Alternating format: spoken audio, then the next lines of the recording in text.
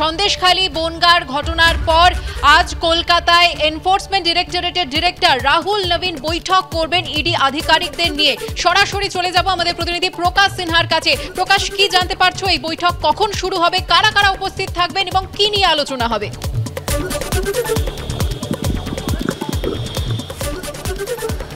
না দেখো, ইতিমধ্যেই ইডির জোন 1 এবং জোন 2 এই দুটো জোনের সিনিয়র অফিসাররা ইতিমধ্যেই কিন্তু ইডি দপ্তরে এসে পৌঁছেছেন। এক এক করে তারা এসে পৌঁছেছেন এবং আর কিছুক্ষণের মধ্যেই, যেটা ইডি সূত্রের খবর, ডাইরেক্টর রাহুল নবীন, যিনি গতকাল রাতেই কলকাতায় এসে পৌঁছেছেন, তিনি কিন্তু সিজিও কমপ্লেক্সের ইডি দপ্তরে এসে পৌঁছবেন।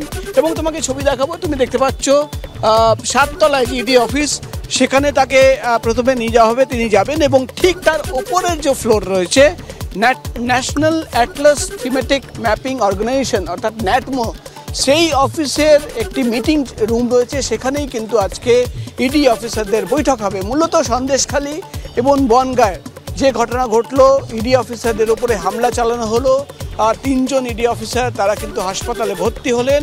এবং কেন এই ঘটনা ঘটলো, এই সমস্ত তথ্য এই মিটিংয়ে কিন্তু ডিসকাস করা হবে।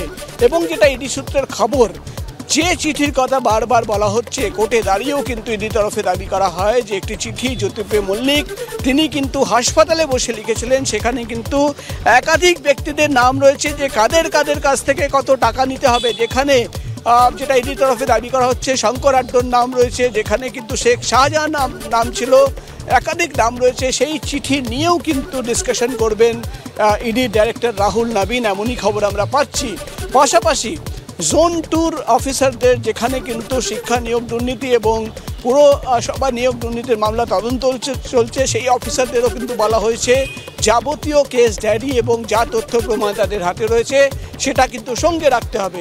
একদিকে সন্দেশখালী এবং বনগাঁয় যে হলো, কিভাবে হলো, এমন কি পরিস্থিতি হয়েছিল, এই পুরো আজকে কিন্তু এই মিটিংয়ে ডিসকাস করা হবে। এবং তুমি জানো, গতকালই ইডির তরফে যে প্রেস রিলিজ জারি করা হয়েছে দিল্লির অফিস থেকে, সেখানে কিন্তু পরিষ্কারভাবে দুটো মূলত অভিযোগ আনা হয়েছে। সন্দেশখালীর ঘটনার অভিযোগ যে লঘু ধারা দিয়ে কিন্তু মামলা করা হয়েছে, অর্থাৎ ইডির অফিসাররা চেয়েছিলেন যেহেতু তাদের 3 জন অফিসারদের মাথা ফাটিয়ে দেওয়া হয়েছে, গুরুতর তারা আহত হয়েছেন, আইপিসি 307 ধারায় অ্যাটেম্প টু মার্ডারের অভিযোগ আনার কথা ছিল, কিন্তু লঘু ধারা দিয়ে বেলেবল সেকশন দিয়ে কিন্তু মামলা করে ছেড়ে দেওয়া হয়েছে।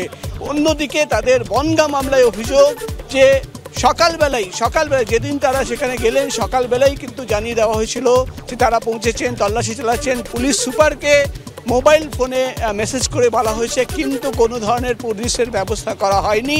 এবং রাতের সময় যখন শঙ্কর আড্ডকে তারা গ্রেপ্তার করে বেরোচ্ছিলেন, তখন কিন্তু তাদের ওপরে আবার হামলা চালানো হয়। অর্থাৎ এই দুটো অভিযোগ প্রশাসন অর্থাৎ অ্যাডমিনিস্ট্রেশন যেভাবে নন কোঅপারেটিভ রয়েছে, সেটা নিয়েও কিন্তু ডিসকাশন করবেন তারা। এবং আগামী দিনে আরও বেশি সংখ্যায় সিআরপিএফ সিআইএসএফের জওয়ানদের নিয়ে তল্লাশি অভিযানে যেতে হবে।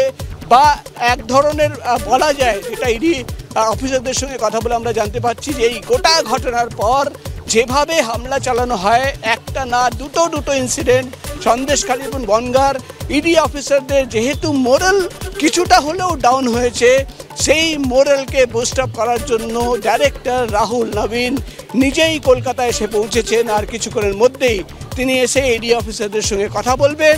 একদিকে যেমন সন্দেশখালী এবং বনগাঁ নিয়ে তিনি ডিসকাশন করবেন, অন্যদিকে অন্য যে দুর্নীতির মামলা তদন্ত চলছে, রেশন বন্টন দুর্নীতি মামলা থেকে শুরু করে শিক্ষা এবং পুরো নিয়োগ দুর্নীতি মামলায়, প্রত্যেকটি মামলায় কোথায় কি আপডেট রয়েছে এবং কি তথ্য প্রমাণ তাদের হাতে রয়েছে, সেটা নিয়েও তিনি ডিসকাশন করবেন।